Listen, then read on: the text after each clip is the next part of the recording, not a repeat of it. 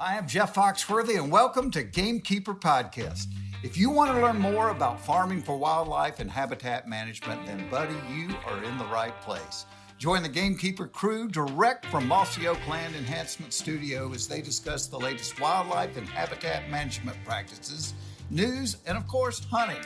There's no telling what you'll learn, but I'm going to tell you, I bet it's interesting. Enjoy. We're live in 3, 2, 1. All right, everybody. Turkey season is right so here. close. It's so close. Everybody's wanting to talk about it all the time. I'm hearing some kind of yupping coming out of Dudley's office. Some kind of yipping. Yeah. It already is turkey season. That's true. So I think the sports people talk about before the season ever starts. Don't they call it the silly season or something like that? This is Whatever the case, we're feeling our oats today, and it's the silly season because it's before it gets serious. Yeah, it is. It's about to get serious, though. So I love this time of year. Oh, my goodness. And the anticipation of it is almost as much fun of it. I'm going to go ahead and introduce our guest so he can join in. I've got a few things we need to discuss before we get started. But we've got Mr. Derrick Stuckey, who has traveled here from near Huntsville, actually Newmarket, Alabama, but most people would recognize Huntsville. He grew up he actually spent a lot of time around Greene County, Hale County, Sumter County. Seen that profile before. I know. Right. But this guy his strikers are beautiful. Striking. Strikers for the stars. Yes, they're gorgeous. And They are. you know, when we had True Doc art. Weedle on, Doc said these are the only strikers I'll use. Pretty good endorsement. So Yeah, that's a good one. we chased him down. We begged him, and here he is. And we're going to learn about these strikers and his pot calls today. We've got a lot to learn about. Thank you for coming. You're welcome. Appreciate you having me. You got you're a fire chief over there. You got there's a lot of interesting things about you we're going to dive into. But if you'll hold that thought for just a second, we've got a segment that we call Blood on the Biologic, but I'm renaming it this week. I'm going to call it Blood in the Water.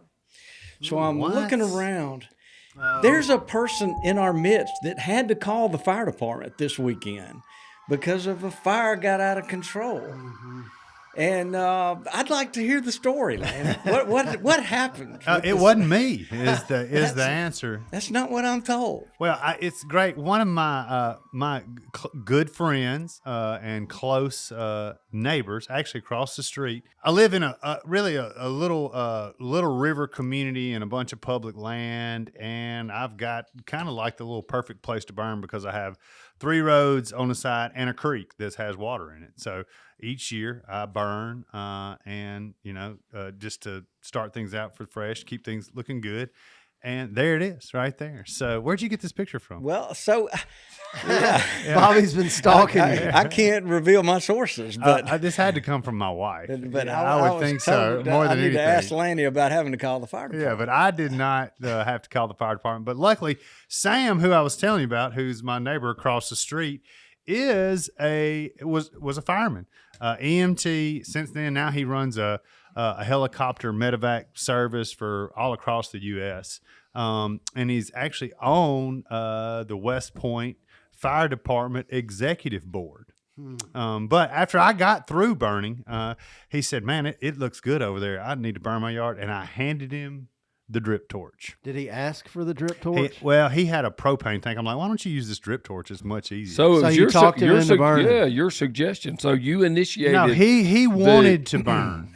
He Yeah. wanted to burn, and I was just trying to make him a better burner. You made it available to him. So Well, he was gonna burn anyways. It's not like he doesn't have a lighter in a tank in the first place. So nonetheless, he leaves with the drip torch. My fire is out. What you're seeing burn there is a pine stump. Ignorance of the law, Yeah. Lanny, is no Yeah, excuse. nonetheless, would y'all let me get through telling the story? Absolutely not. No.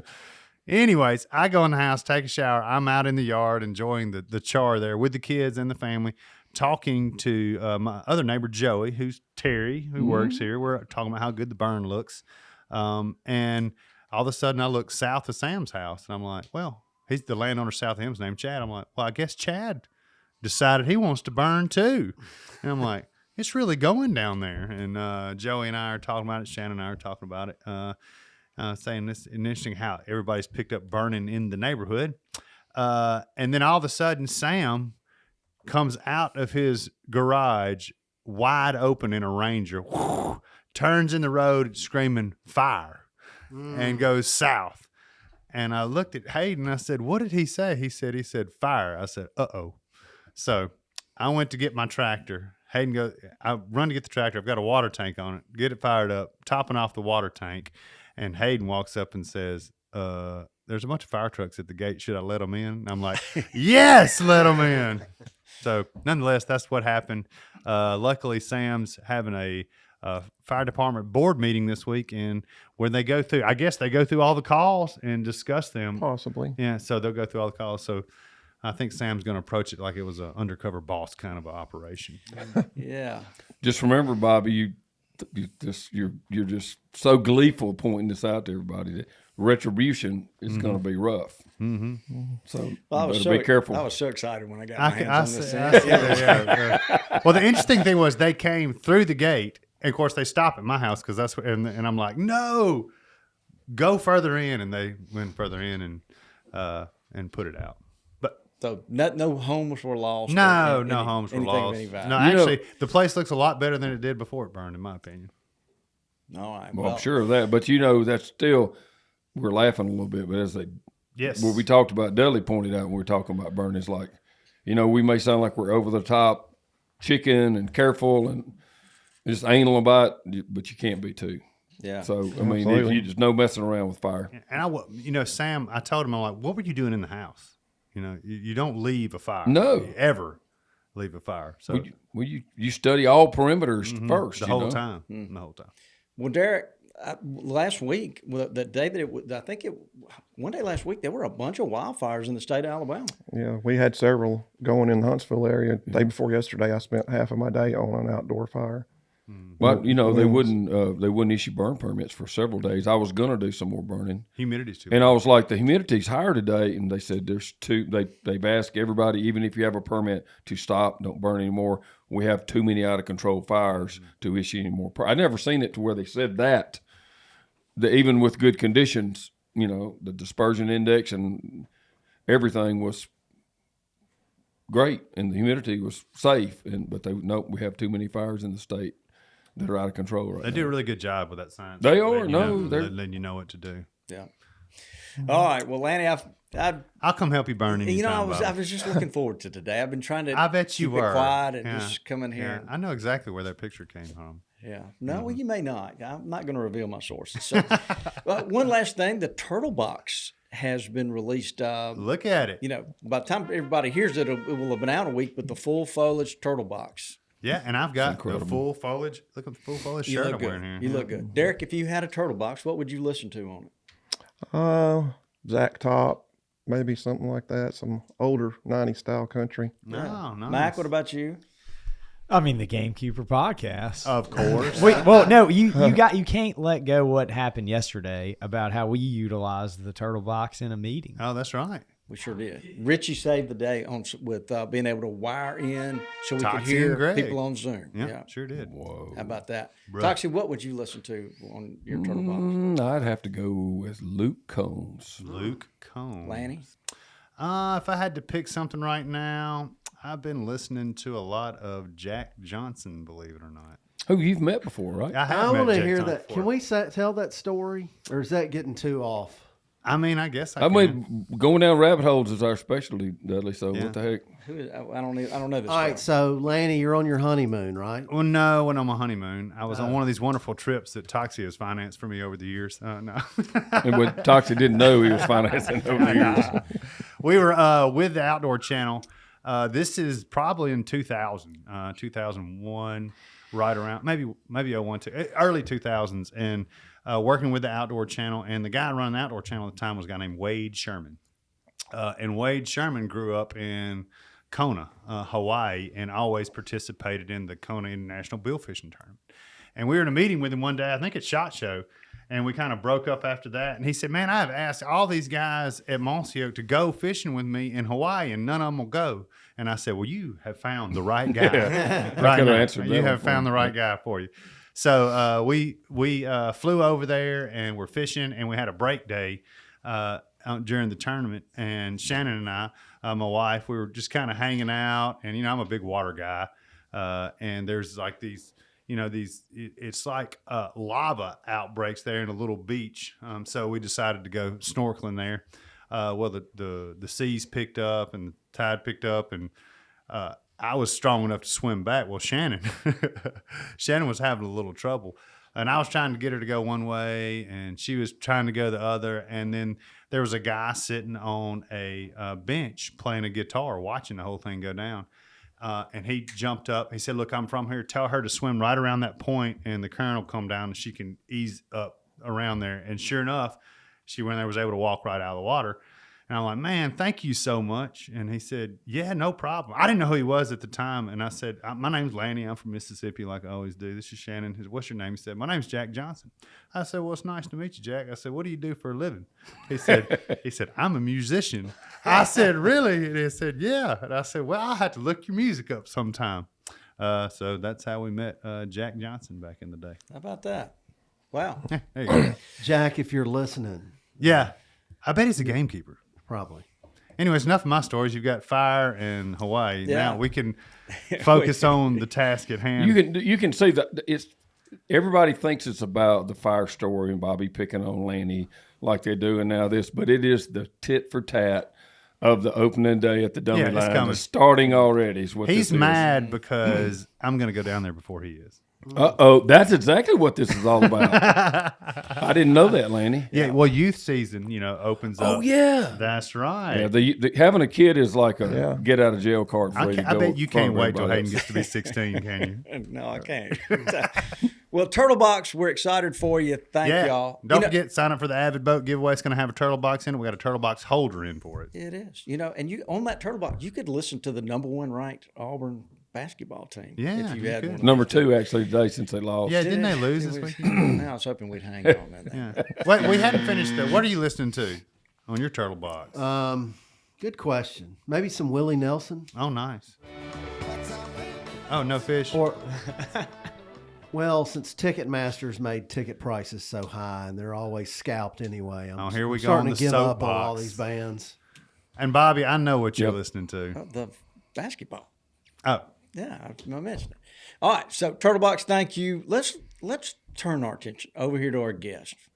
He's the mustachioed, most mustachioed guy that's ever sat on that couch. Handlebar. yeah. I mean, that's He's got quite a good-looking mustache. Traditional firefighter mustache. Yeah, That that is. what That that is true. How Yeah. about that? Let's do the rapid fire first. Let's get to know him a little bit. Why don't we? Look at you. You listened in the meeting the Yeah, I other did day, didn't you? yesterday. So I'm sorry, but we're going to Okay. get to know you a little bit. I'm going to turn this thing over to Dudley, and it may get just like a squirrel in an intersection. Bobby, you're going here to in a run him second. off before we get to the strikers. Yeah. All right, Derrick. We usually interview our guests. We call it rapid fire. Try to answer the questions quick. It's just a fun way to get to know you better. Okay. All right. So, are you ready? Yes. Okay. Public or private? Public or private? Private. What do you do more often than not? Set up in a hopeful killing spot or listen from a distance, then move in after they've gobbled a little bit? Listen and move in. Hunt an off and on rainy day or hunt a super windy day? Off and on rainy day. Pick one. Woods, natives or exotics? If you had to choose one for the rest of your life. Exotics. Strikers, pick one. Laminated versus non-laminated. Non-laminated. All right, this is important. Leave calls in the truck or store them in your fancy climate-controlled Liberty safe room. Fancy climate controlled Liberty safe room. Right. For sure. Most forgiving striker material. Tulip wood. Least forgiving, but sounds so good when it works out. Snake wood. What style call do you use mostly? Uh, I know you're into strikers and stuff, but what call do you personally use mostly in the woods? I use a glass and a red slate mostly. Okay. Do you wear a vest or tote some sort of a satchel? Vest. Do you pack light or bring the kitchen sink? Light. Turkey hunting clothes. Do you carefully wash them or do you just wear them until they fall apart? Wear them until they fall apart. All right. Last but not least, it's a beautiful day to hunt, but no luck in the morning. Do you more often than not stay in the woods or are you going to go on to do some fishing or other chores? I would lay down in the middle of a logging road, take a nap, and wait for the first bird to go. There you go. Amen. Love it. That's a good strategy. How about that? So this is a guy who's just a few months away from retiring, 32 years with the fire department, right? Yes, sir. Yeah. Thank you for your service. Yeah, that's pretty doubt. crazy. Thank you for your, and that's bad news on the turkeys front. Oh, that's right. Absolutely. Anybody that would have that kind of habits of his hunting habits is deadly already. It's really going to mount up when he's sitting. Actually, you're sitting on the state line between two really good states right there. And So- you know, it's even scarier. His dad was a postal worker. oh, who knows everything? Yep. Yeah, let's hit on that just a little bit, Derrick. As we were getting to know you a little bit, his dad was the postmaster general. Actually, in my Utah- grandfather. your grandfather, Okay, grandfather. Utah, Alabama. Mm-hmm. Managed. He was the president of a hunting club with 25,000 acres. Yeah, I've heard of that one over there. Utah. It was the Utah Hunting Club down on the river. Yep. 25,000 acres in the 60s, 70s. A long trek through the woods, swamp bottoms.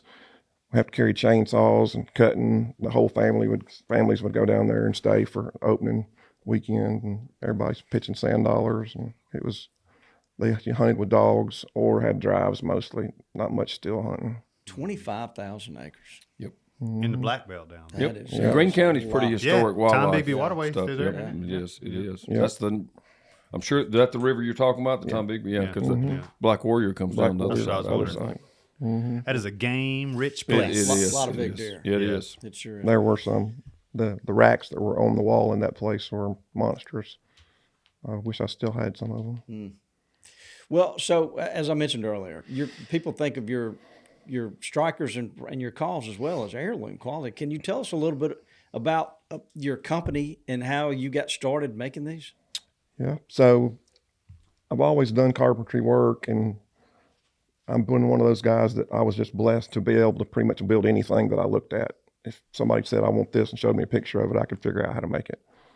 So I did cabinets a lot and mill work, and I was doing some mill work for some local companies and had all the tools I needed. And a friend of mine, well, first of all, I built my first box call because I had a box call, I had a Lynch's foolproof, and I thought, well, I could build a glued up box. So I come up with my own design and built a box, and sounded pretty good. I built a few more, sounded good.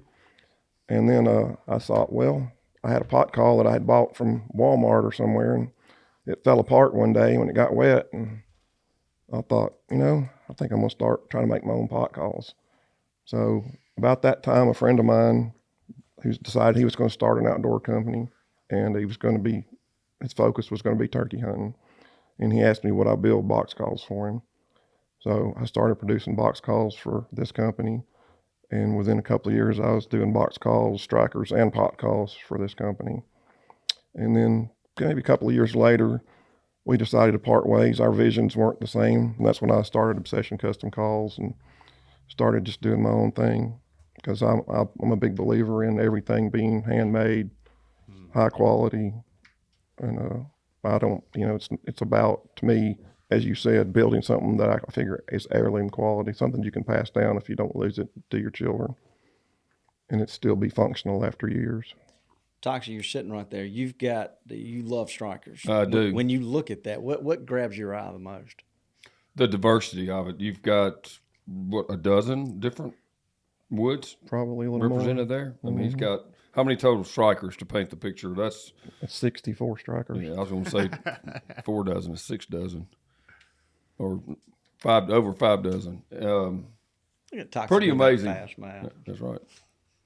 Pretty amazing. And I mean, so what I learned over time was, and we talked about this with people who have companies selling lots and lots of pot calls. And when I'd ask them a question, but hadn't you learned that is important or more important than the pot call itself is the striker, and they also 100%. And so they do similar to me. I've kept all the old strikers from calls, even if I lost a call, or I like collecting them. And I'll try all those other strikers to see. You just never know when and I don't know what all the different woods are. It's fascinating to me because it is make or break your pot call, your friction call. The striker is completely. So learning more about. I'm all over this one because the worst thing in the world happens is to get out there and you're not able to run it like you thought you could, sitting in the house. With something that's temperamental or, whatever conditions are. Mac. Yep. What's your first thought when you look over at all those different strikers?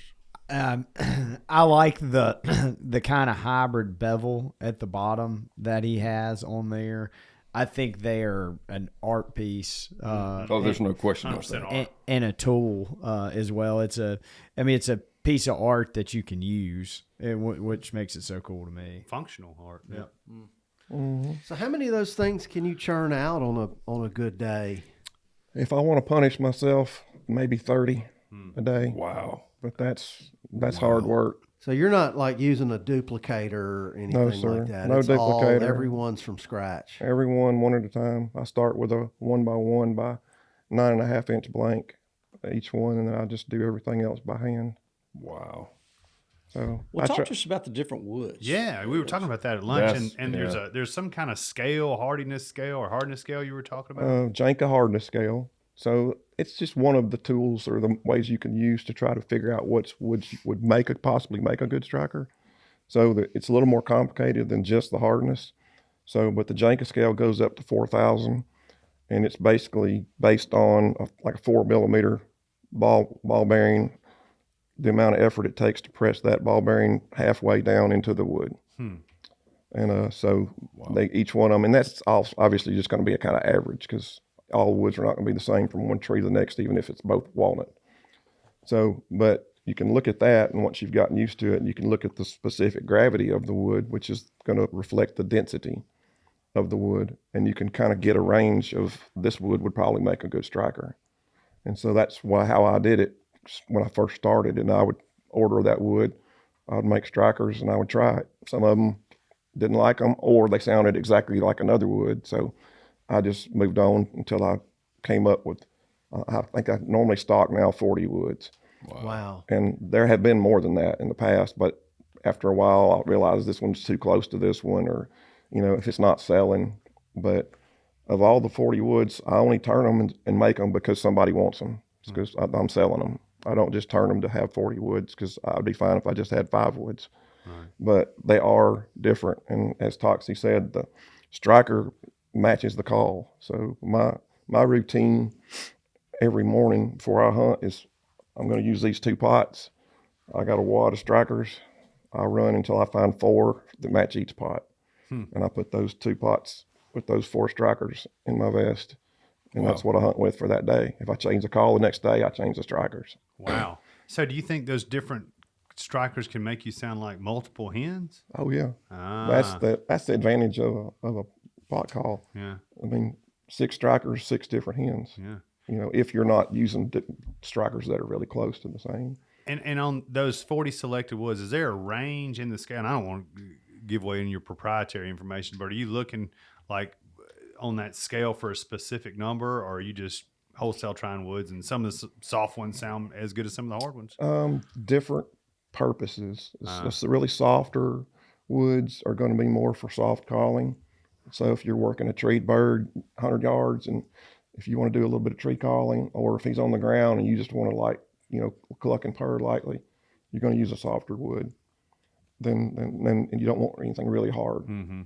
And then if he gets on the ground, he's getting fired up, and you think you need to get his attention, you can swap to a harder striker and get a little bit louder and work your way.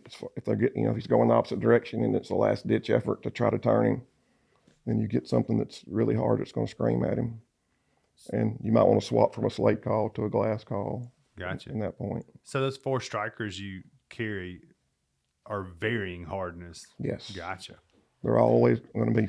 They're going to be from say 900 on the Janka scale up to possibly 3,600 on the Janka scale. Learn something new every day. I've never heard thought of about anybody doing that. I didn't either. Yeah. And now I got to have some more strikers with me. So would a competition caller use a different striker for different turkey sounds? They do.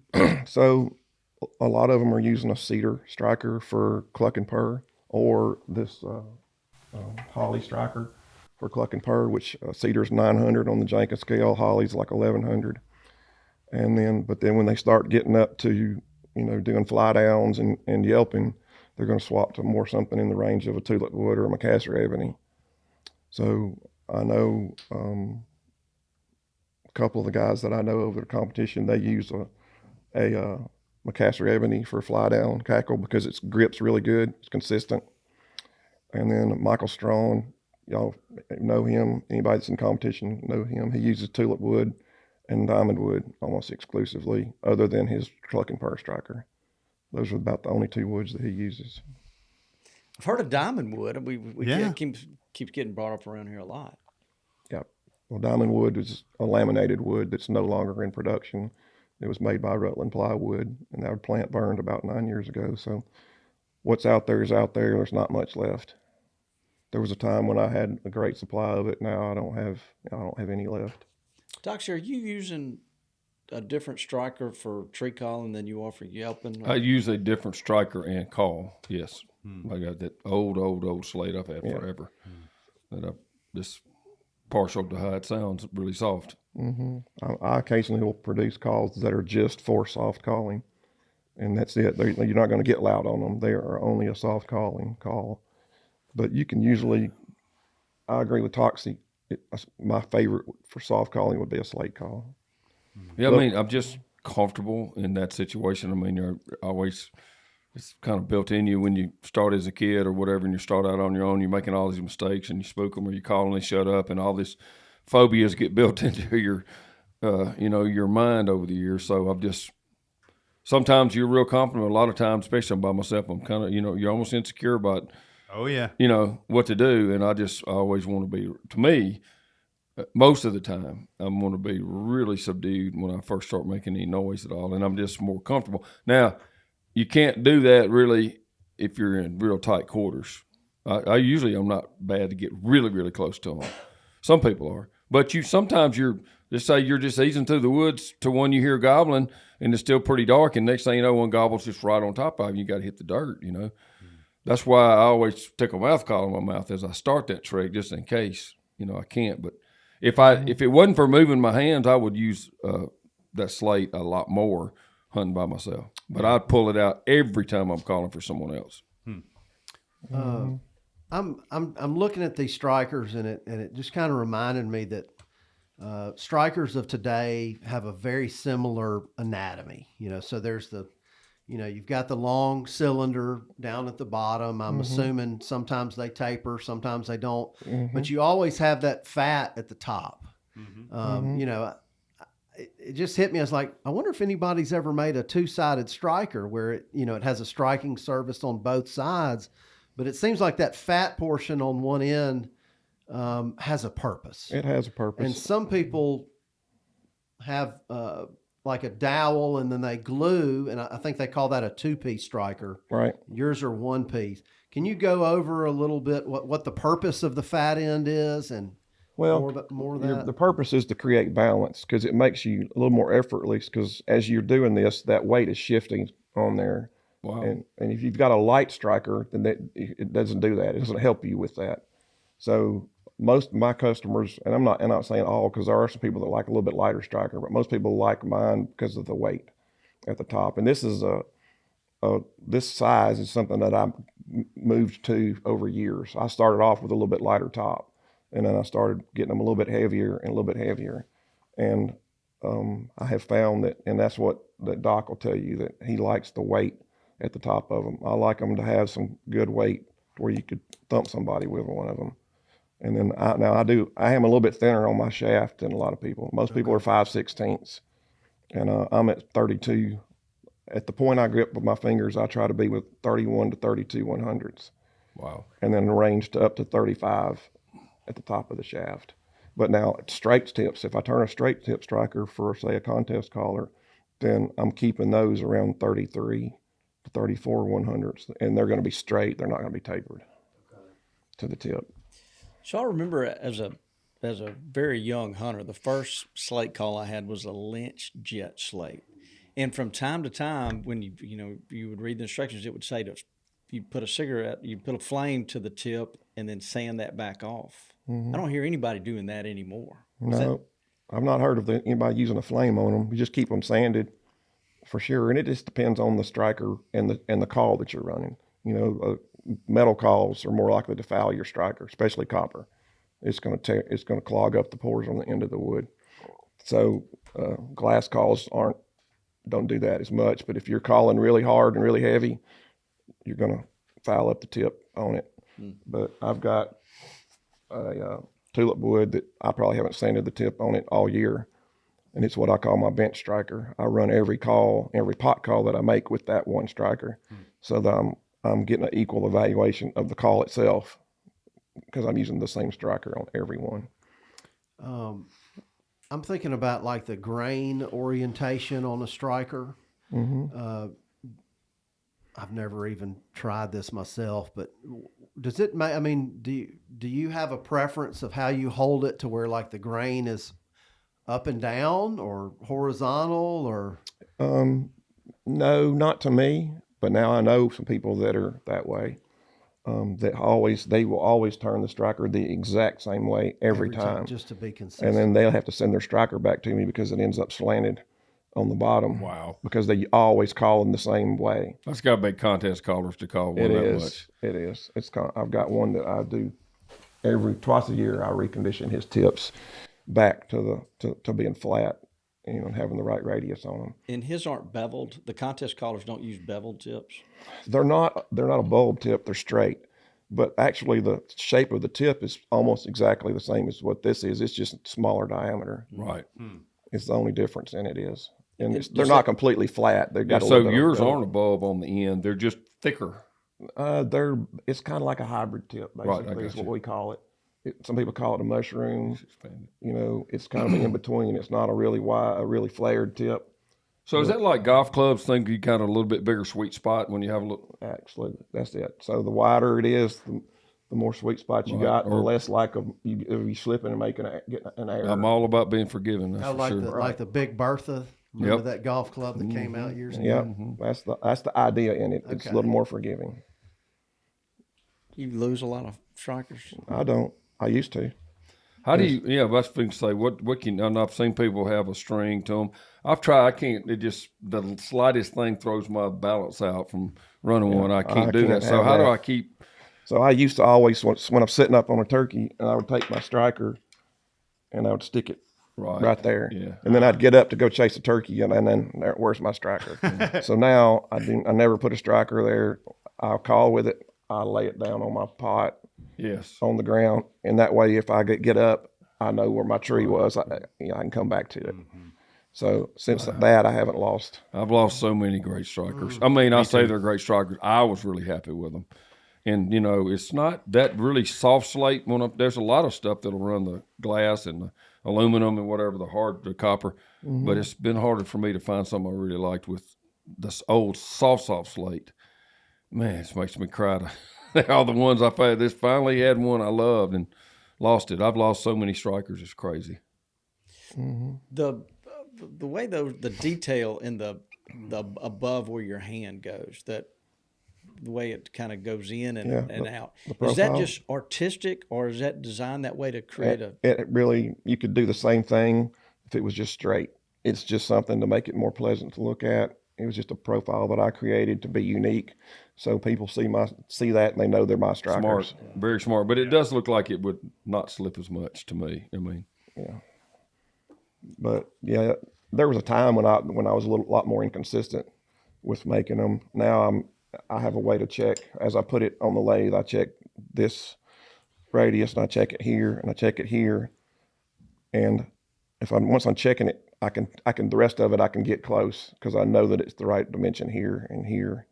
And then on my rest on my lathe, I have this point marked, this point marked, this point marked, and this point marked, and this point marked. Wow. Permanently on my rest. So while I'm turning, I already have those marks that I can see. And then all I have to do is check the radius at that point.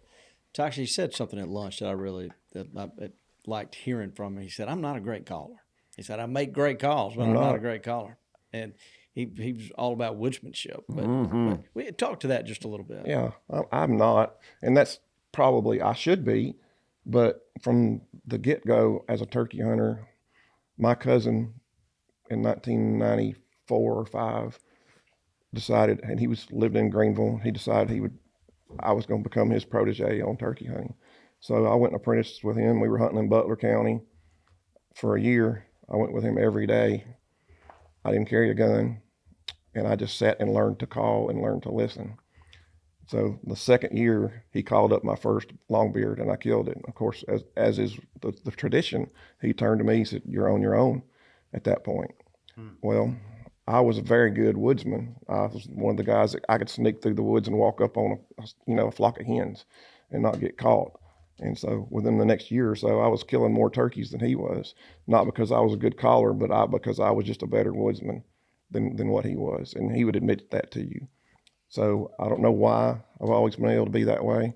So I'm more about thinking about where the turkeys want to go and where do I need to set up to where, they're not going to see me until I can see them and shoot them.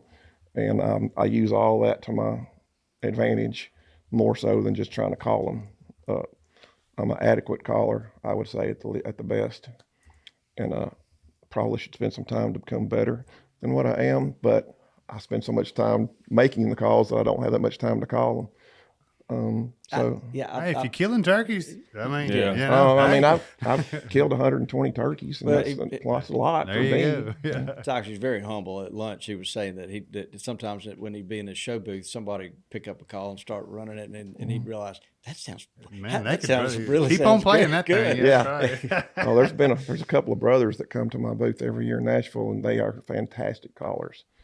And they come over there, and every year I'm like, all right, y'all just stay here for at least an hour. and they'll stay there and they'll sell 20 calls for me just because they're sitting there running them, because they're such a better callers than I am. And I am not that great of a caller, but I can make decent calls.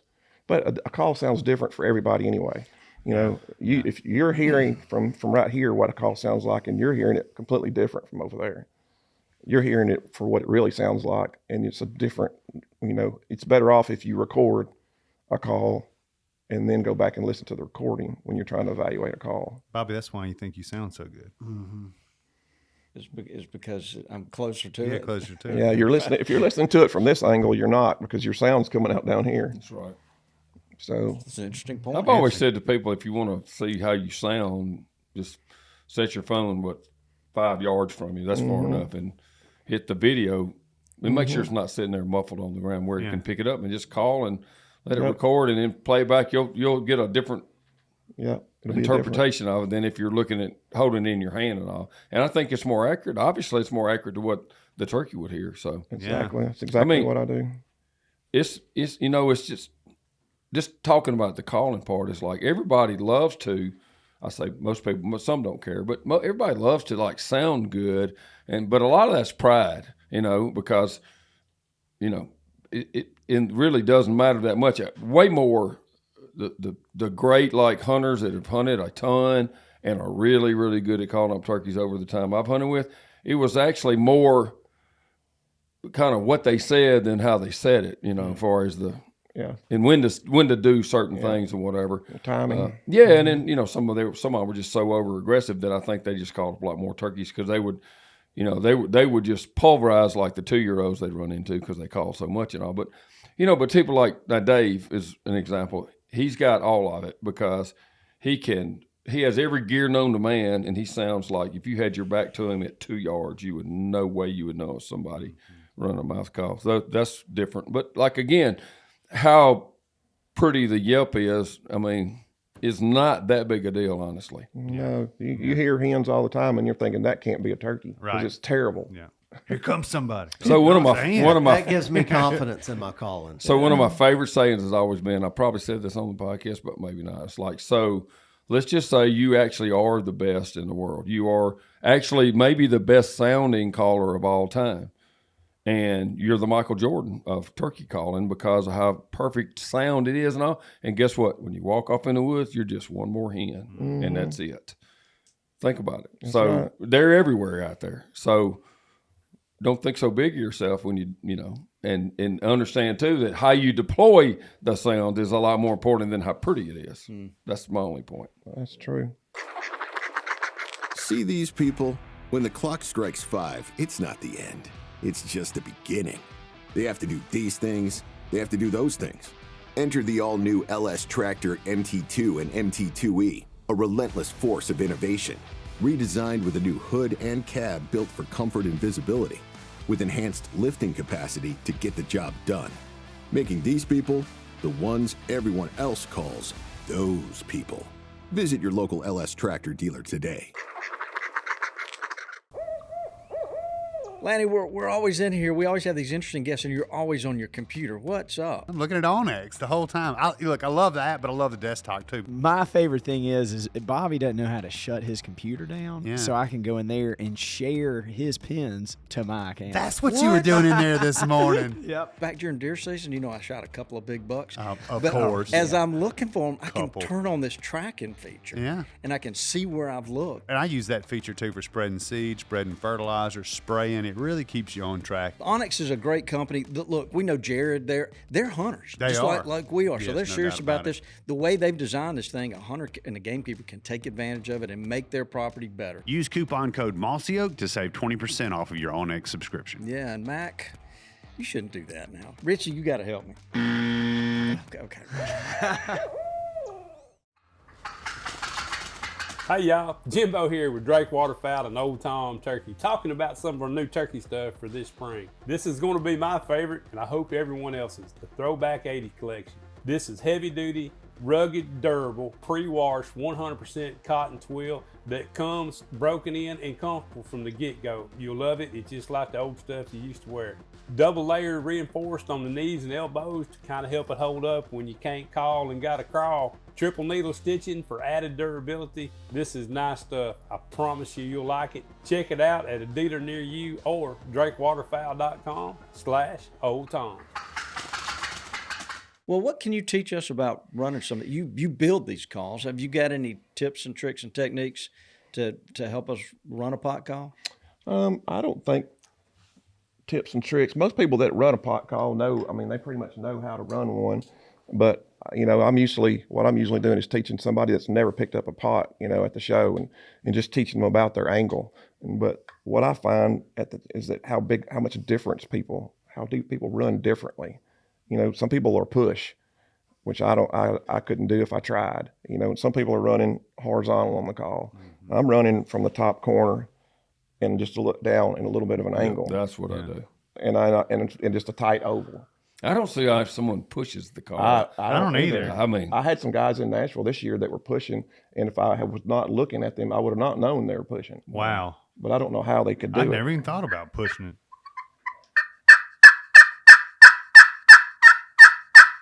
beautiful. That ring. It does. Yeah. And So that's what just wood my is elk. that? This is Wingay. It's a quarter sawn sycamore that's been stabilized and dyed, and it's got bloodwood stripes in it. Wingay. I always called it winge. Now I know. Well, it's both people call it both directions, but Wingay. Yeah, it's absolutely beautiful. So these green swirly looking strikers, is that the actual color of the wood? This? Yeah. So these are Macassar ebony strikers. Wow. And the Macassar runs from the top all the way to the bottom. Right. This is just dyed, stabilized maple that's put over the top of it and then run as one. Wow. So it allows you to use a decorative piece of burl and it not break because you've got the backbone of the Macassar. So beautiful. So it's just a decorative way to do it. And, but it's decorative, but here's the point. It is all natural because it is the natural swirl of the wood grain you have there, not some artificial. Yeah, so stuff like this is X-cut, which means the grain's running this way. Mm-hmm.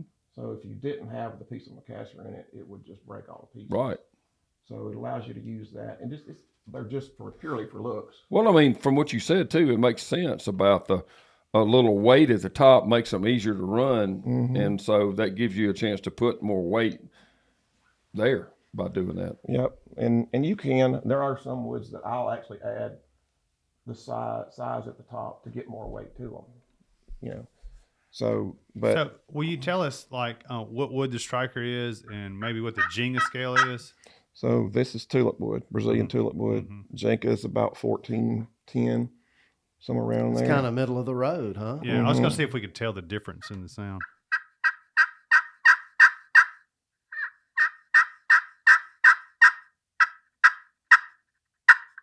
So that's got a little bit of a depth to it. That's Yeah. just the call. And that's Jenga wood. It's this tulip 1400. wood. Oh, excuse me. Sorry, Jenga. That's the same striker, a That's the different same pot. striker, different pot. But now that was tulip wood. And this is dogwood. Huh. More chirpy. Yeah. It's cleaner but higher. Yeah. Is But- that denser? No, it's actually softer. Wow, but it sounds slicker almost though. It's actually softer. Wow. It is slicker, so it's Yeah, not, I would think the harder would be it's not more all shrill. about the hardness in itself. Hmm. It's more to it than that. So this has less weight to it than that, so which automatically makes it be a higher pitch. Ah. So you can take like this Macassar ebony striker here, which it's about 3,600 in hardness. Wow. And has a lot of lignum in it, so it's got weight. And then this Wingate striker is about maybe 3,200 in hardness. But it's a lot harder, and it's a whole lot. It's half the weight of that. Huh. This I is like weight that and sound. hardness. Yeah, I do too. I like all of them. I So do too. That sounds good. it's not all about, most people think the harder the striker, the higher pitch it's going to be. Yeah, that's what I would have. Not necessarily. So there's a term I've always used, and actually I talk about it with mouth calls too. It's grabby, something that's grabby because I slip and slide and make bad sounds on a friction call. Yeah, when it gets too slick, and part of that's keep it clean. But it just seems like some woods. I just thought you had to have a softer wood for it to be more grabby. But it's actually. You're telling me earlier it could be a denser wood and still have, I guess, open pores and be grabby. Well, it's not always just open pores that are grabby either, though. It's the amount of lignum and oil content in the wood that'll make it grab. It's not a hard, dry, slick wood. Instead, it's a harder wood that's got some more oil content in it. Wow. Which is what makes tulip wood such a great wood. It's just the right amount of oil content and weight, and it's extremely grippy. You can run this striker on aluminum. It'll run on glass. It'll run on slate. Wow. It's just kind of like the all-star of strikers. And I know. So it's grippy but not grabby? And it'll. I'm kidding. It grips really good on anything. Do a soft call for us. Yeah, get the slate up. There's my language there.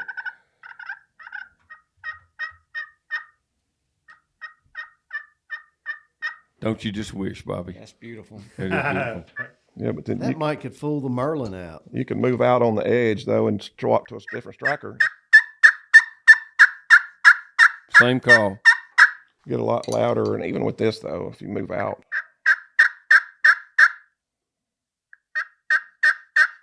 If you're hearing the difference in a wood that's got oil in it and one that doesn't have oil in How it. about that? I never knew that. I learned so much today. Will they change Yeah. over time? It's like a whole new world. No, if It'll you be take the same care of 10 them, years from now. it'll be the same 2 years from now if you take care of them. And they have I put a lacquer finisher on my strikers, which is what's called a repairable finish, which means a year from now you can just spray it right back over it with lacquer, and it'll be just like it was brand new. It's not layered on because lacquer dissolves lacquer. So even the striking surface has lacquer on it? No, on here, no, it's sprayed down to right here. Down to the The base. tip of the has striker. nothing on it. Okay. Now the calls are sprayed inside and out. Okay. 4 coats of lacquer. So that makes them a little more stable. They're not sitting there in the woods absorbing moisture. If you don't drop it in a mud puddle and leave it there for an hour, it's going to be fine. Do you So what would be, since we kind of had this term today, grabby, grippy, whatever, Grippy, what would grab. be your top 2 or 3 picks for something that's grippy, grabby? For what type of surface you're saying? Slate. For slate, so By the Wingate. way, y'all, pardon me, I'm shopping right now. Yeah, for real. Wingate, I've always thought was a really good slate striker, and it's got a coarse grain. It's got an open tip, so it's a really grippy striker, but it's hard. So if like a glass surface, it's going to be extremely high, but on a slate, it won't be as high. But it's just high enough, and you can tell you kiki on that striker, and that's on a gray slate. You I get it like that wood. on a red slate, it's getting a little higher. But if you change it to glass or crystal, It goes up.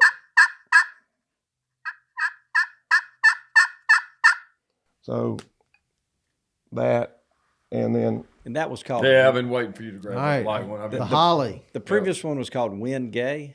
Wenge. Wenge. And so Holly is 1,000.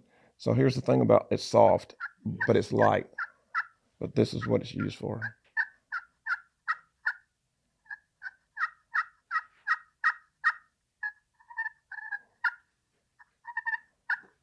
It's just, they're just feeding.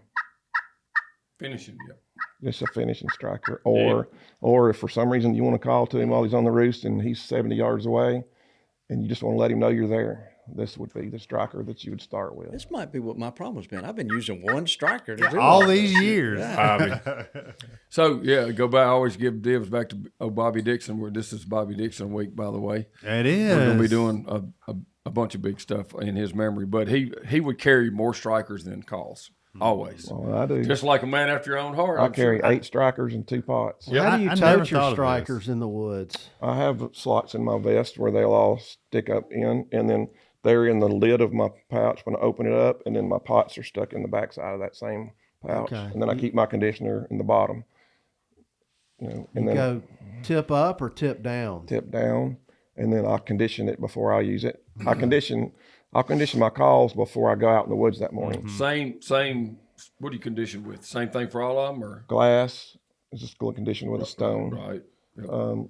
Slate is going to be conditioned with Real fine. Oh, those gray Yeah, yeah, Scotch yeah. Brite. The gray Scotch Brite. The striker tips I condition with 120 grit sandpaper, and I just do them I can't touch my hand with it, but I would just do them in a circle, and then I would spin it 90 degrees and then do it again. Yeah. Then point he just made. If we hadn't told people this before, be really careful not to touch the surface of your call or the tip of the striker, Right. and get the oil from your greasy hands from eating Yeah.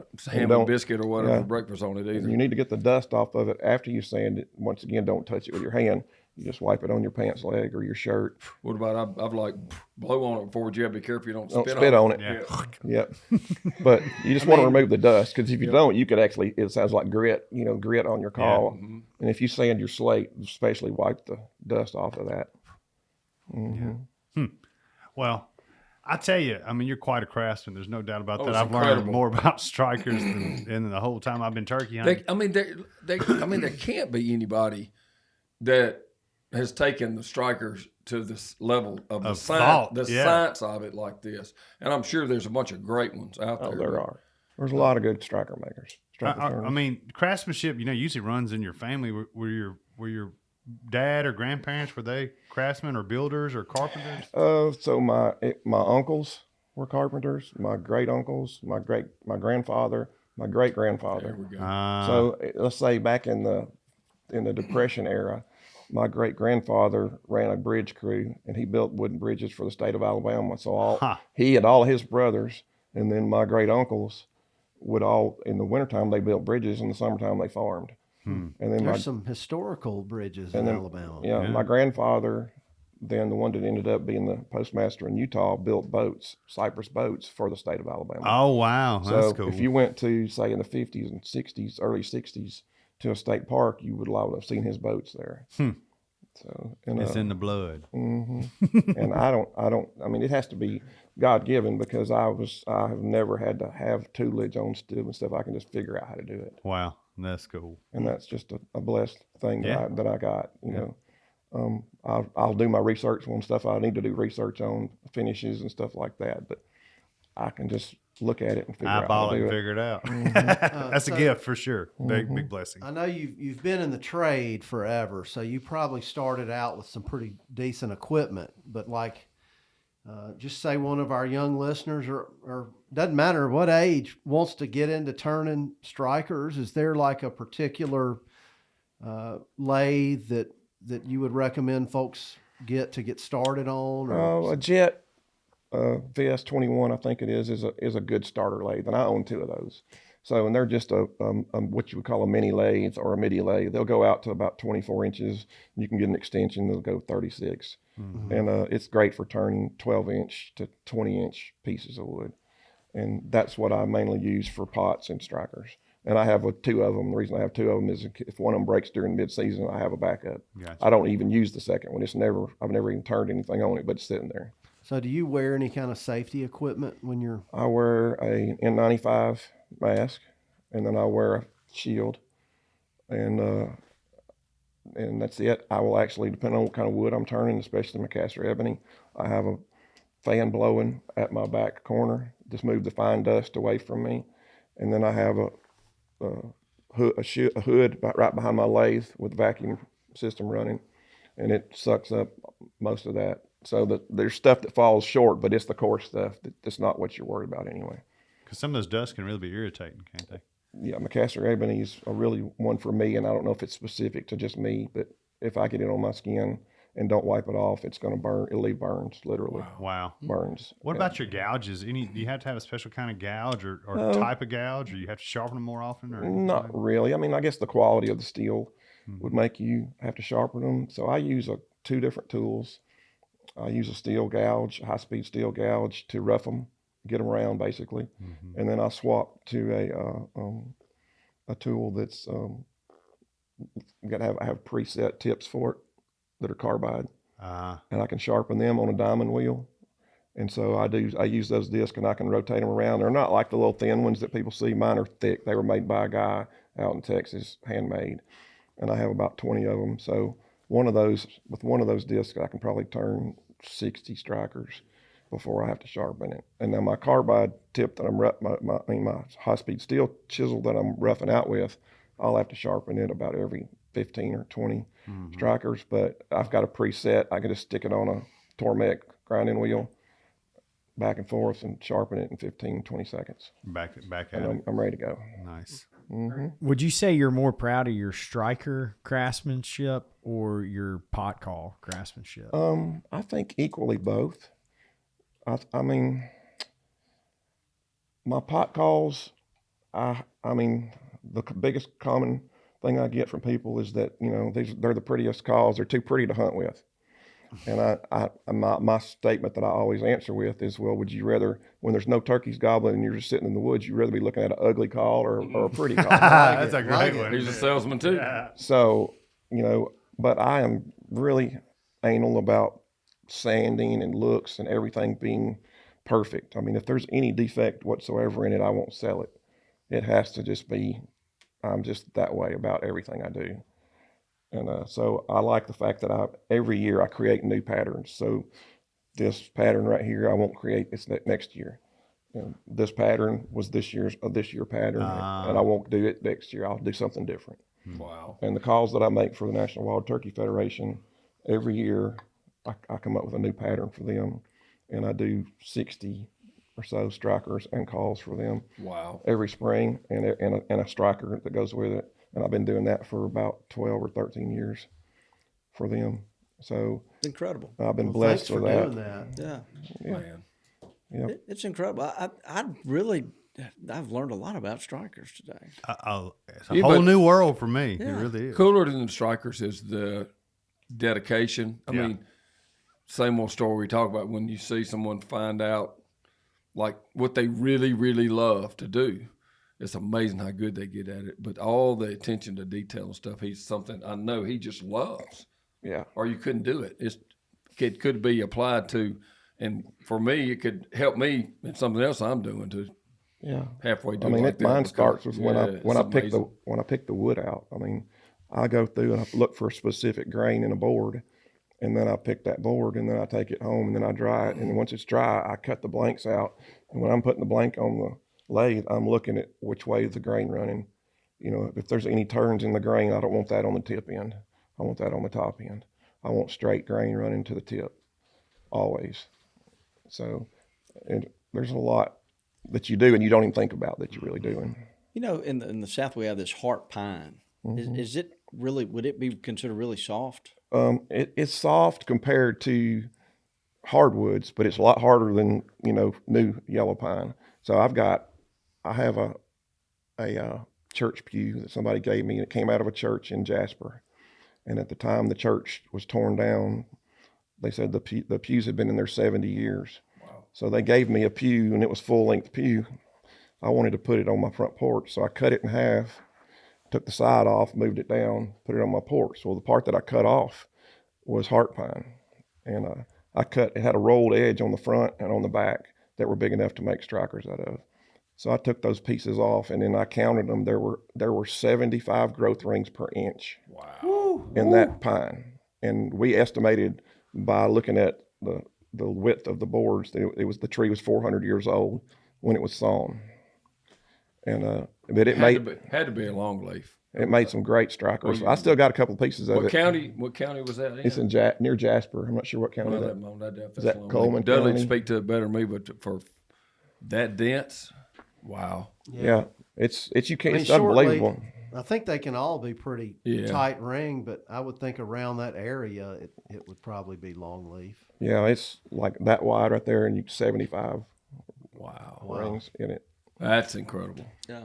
Wow. Mm-hmm. It's just interesting to hear his understanding of woods and how they interact with the different surfaces. And there's a lot more strategy in all this. And there's a lot more to it than people think, and you don't just cut any piece of wood to make a striker out of, for sure.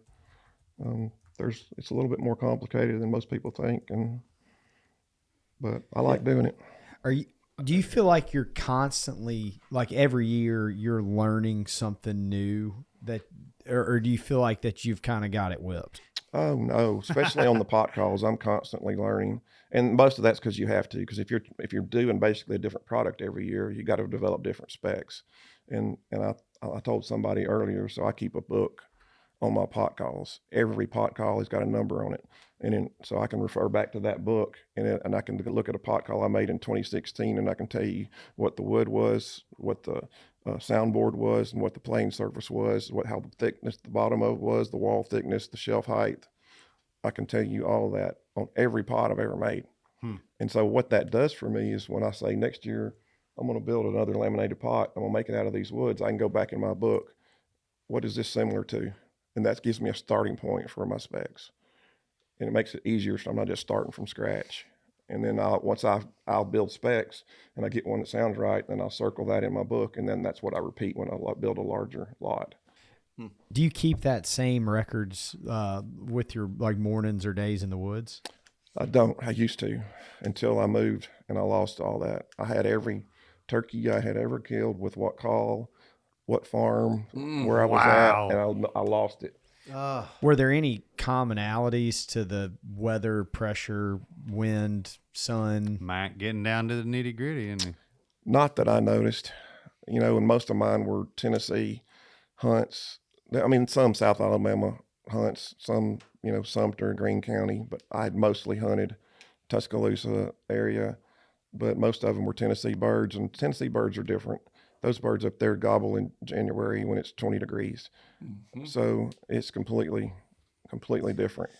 Mac, he showed us a photo at lunch. In fact, it was some kind of tree in Nebraska that had 150 turkeys roosted in it. Cottonwood tree. Yeah. And you were going to drop a pin on Onyx for me. For the I was not, but I told you the city, Red Cloud, Nebraska. He got you close. There can't be that many trees. Yeah, how many cottonwoods are out there? That's a lot of turkeys in one tree. A friend of mine from church and I doubled up on Merriam's that morning that came out of that tree. It was a great morning. Undisclosed location. How about that? Yeah. Well, when you were driving over here, you probably said, boy, these knuckleheads are bound to ask me about this. Is there something we should be asking? No. I really had no preconceived notions of what you might ask me. Honestly, I'm just open for whatever you ask. How many pot calls have you made? I could actually go back in my book and count them. So I number every year. I start 0, 0, 0, 1, 25 for 2025, and it's like that every year. So you can look at a call and tell what call it was that I made like that. So last year, I think I ended at like 273. Wow. For 2024. So, and it varies every year. So it all depends on, especially at the beginning of the year, like if I get a jump on NWTF calls, I'll build most of this year's NWTF calls in 2024. But if I'm late, then I'll build a lot of them after January, and my numbers will be higher this year. So, but I'd say I average, 250 pot calls a year, and probably 700 strikers. Wow. That sounds like a lot. That's a lot of strikers. Yeah. Well, he's talking about how many. Not that Well, if many you need per day. 4 for every call, Yeah. the math's about right. Well, why don't we take just a tiny break here, Mac, Richie? Why don't we ask him? Why don't we do the trivia real quick? And in the meantime, Lanny, if you may think, are you on Onyx? I'm always on Onyx. We have talked about this, Bobby. Okay, You know what I'm looking. Come up with some closing questions. Yeah. All right, Mr. Derrick. So the winner this week is TC0511, and that left us a review. And you have won an old time Drake lightweight turkey hunting jacket.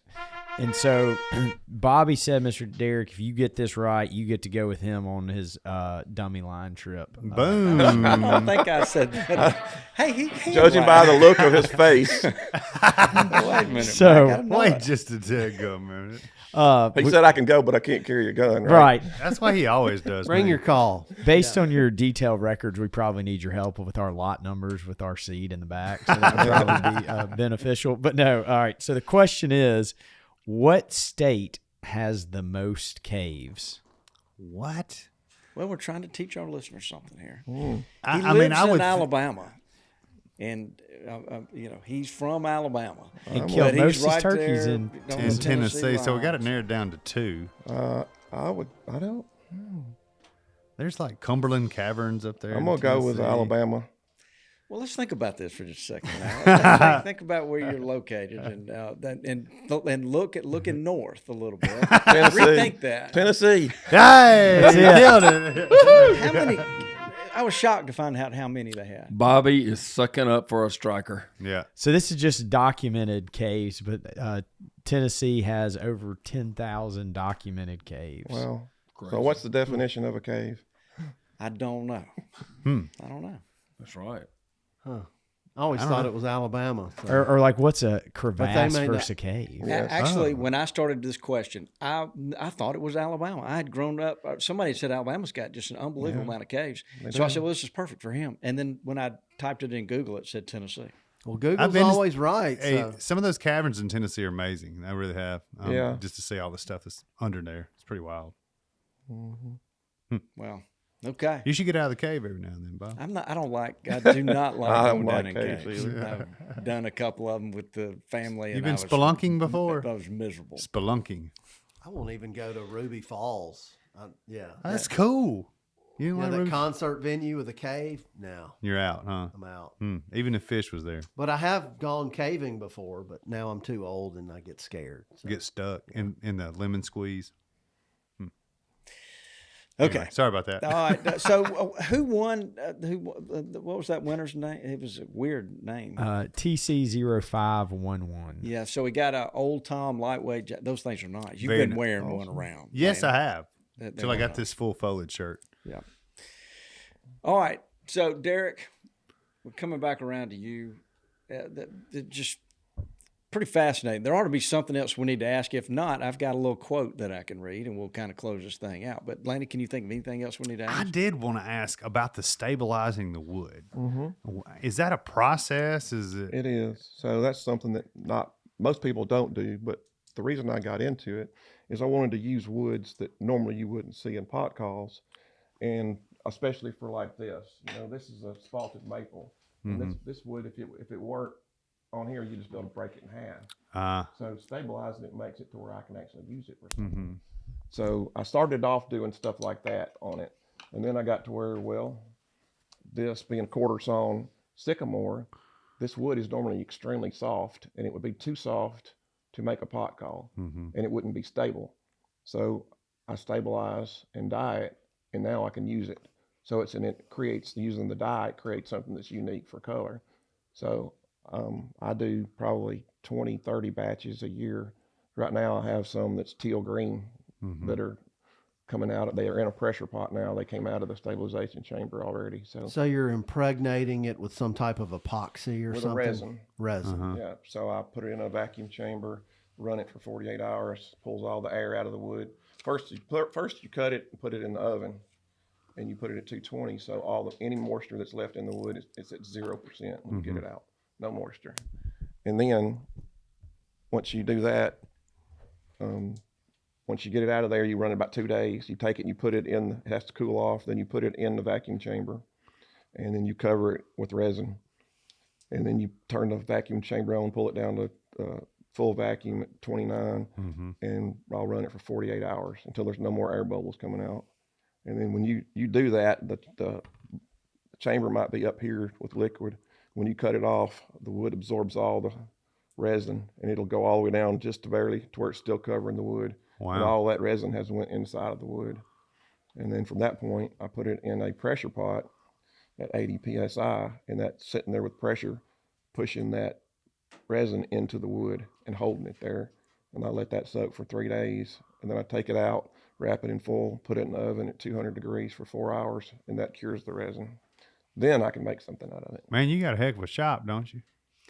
Well, that, I mean, like you were saying, you can use that spalted maple, which, to get the spalt, it's basically the beginning stages of It's rot. Yes, it's rotten. Oh.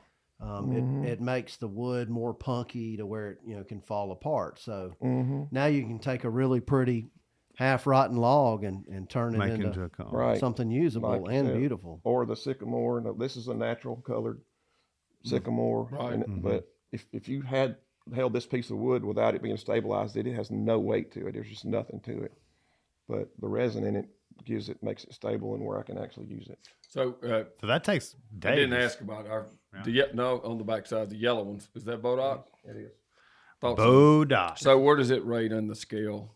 Osage is about 1,700, I think. Wow. I mean, I was always bragged on how it's the hardest it's thing supposed to known be to the hardest man thing to around eat up a here. chainsaw. No, it's not that hard. I love Osage. There's And then in time, it gets darker and darker. so there's fence posts from way over 100 years ago. They're just solid as iron still.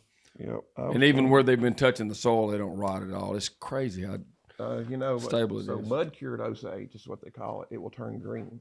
And Mud cured? Mud cured, and it is very valuable to call makers because it will be green. So a lot of the, you can pull the old fence post out of the ground and it'll have that, The bottom of it? Yeah. it'll have that Yes. mineral stain in it. I got a neighbor on my east side in Tennessee whose whole fence line for probably half a mile is Bodoc. And Wow. I've been thinking about asking him, could I replace his fence post? Yeah, buy him some T-posts. Yeah. Wow. about So that? of the, it just brings up a question to me. Osage orange, we thought was one of the hardest native Man. woods here. But what would be the hardest It native may be a woods here? dense, maybe more dense.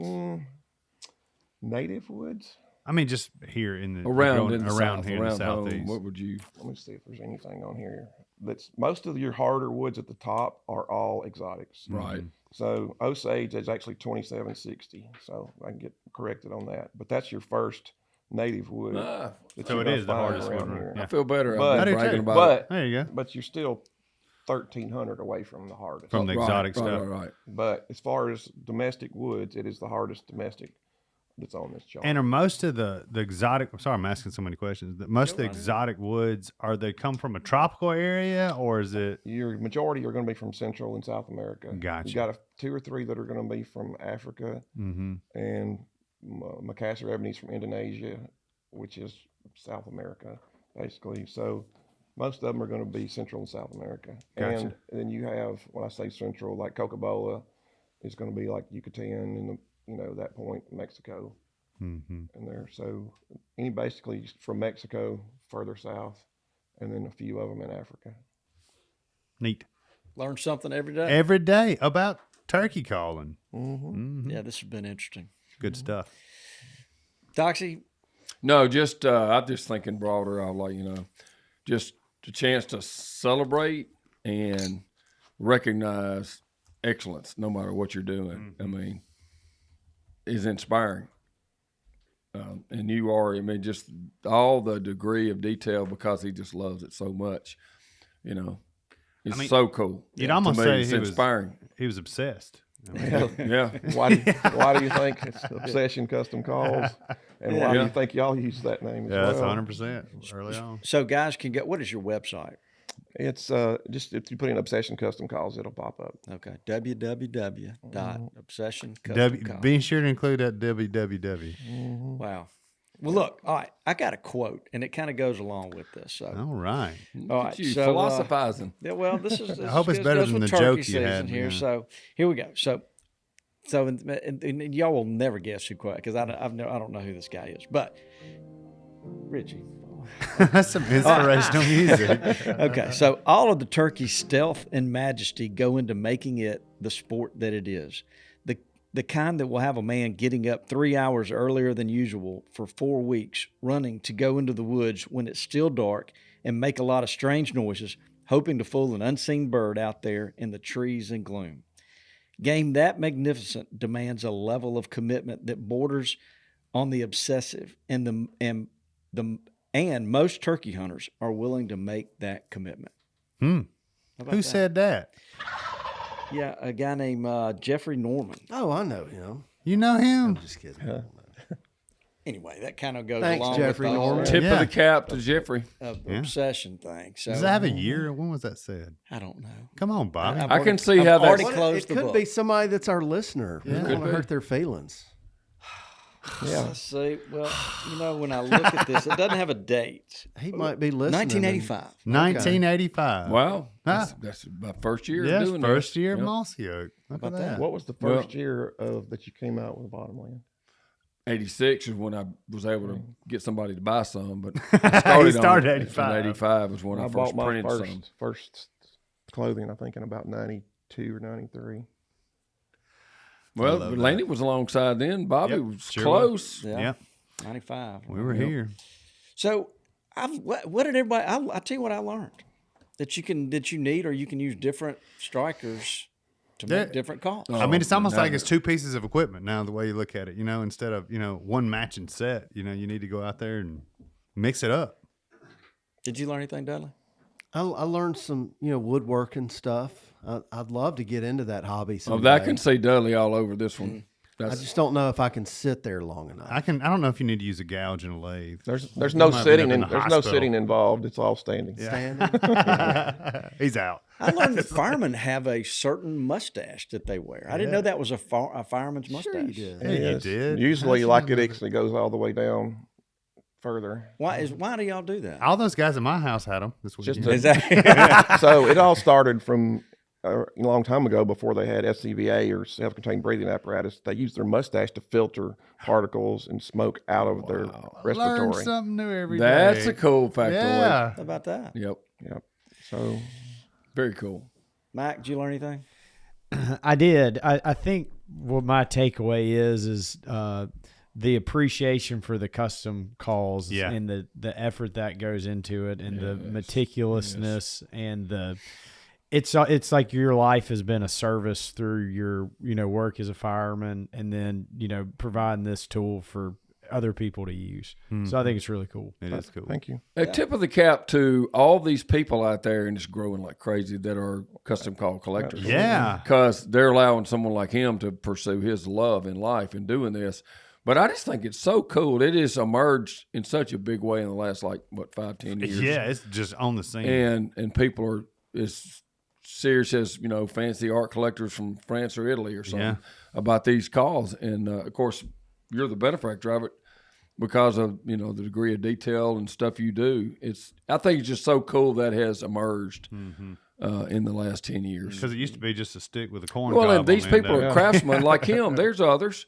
But they're There are so others. they pour their whole heart and soul into making this stuff. I'm And just glad to taking see it to a- people will pay a premium for it to fund them making a living doing it. Yeah, heirloom calls. Absolutely. No doubt. Taking it to a whole nother level. All right, guys. Richie, you got anything over there we need to do? You gonna yelp for us, Richie? Yeah. Oh, I was what is really that? disappointed that didn't come out better than it I think did. Bobby's That- been. I mean, the whole- Richie's Well, I'm been innocent. You've been hanging You out know? with Bobby way too much. I'm innocent. Yeah. Well, when I got that photo, I was so I want to know excited. who sent you that photo. Yeah, I can't do that. Yes. So. Well, know. guys, look, we appreciate everybody listening. We're having a lot of fun with these podcasts. We hope y'all are enjoying listening to them. Yeah, thank you for listening. And don't forget, Richie, the television show is on the Sportsman's Channel now. It's on Sunday nights. Yep. Mm-hmm. So, guys, for the next probably 4 months anyway. Yeah. Yeah, they hear the second quarter. It's on the Sportsman Channel, and then here in the summer, and the third quarter kicks up. It's gonna be We're going to have all new episodes. on the there. Outdoor Channel. Rerun. How many are we going to make? We're making 13, baby. It's a lucky number. All right, that sounds good. We made you smile a couple of times today. You're a mighty serious I looking guy. smile, but that's can't- just my face. That's the It's reason for the filtered. mustache. It's filtered, That's covered. That's what I was telling my son earlier. I said, you can't tell I'm smiling under this mustache. Okay. All right. Well, we sure appreciate you Yeah. guys. Yes, It's thank been a you pleasure so learning. much. Yeah. I appreciate y'all having me. We are very impressed. Guys, you should go to Obsession Custom Calls and check Check all it the out. stuff I'm looking at them right now. Derrick Stuckey. There it is. Why don't you say goodbye, Dudley? Goodbye, Dudley. Get us out of here, Richie. There it is. I can't believe y'all are trying to frame me. Frame me. Thanks for tuning in to this week's episode of the Gamekeeper Podcast. And be sure to tune in again. Subscribe to Gamekeeper Farming for Wildlife magazine, and don't miss the Mossy Oak Properties Fistful of Dirt podcast with my good buddy, Ronnie Cuz Strickland.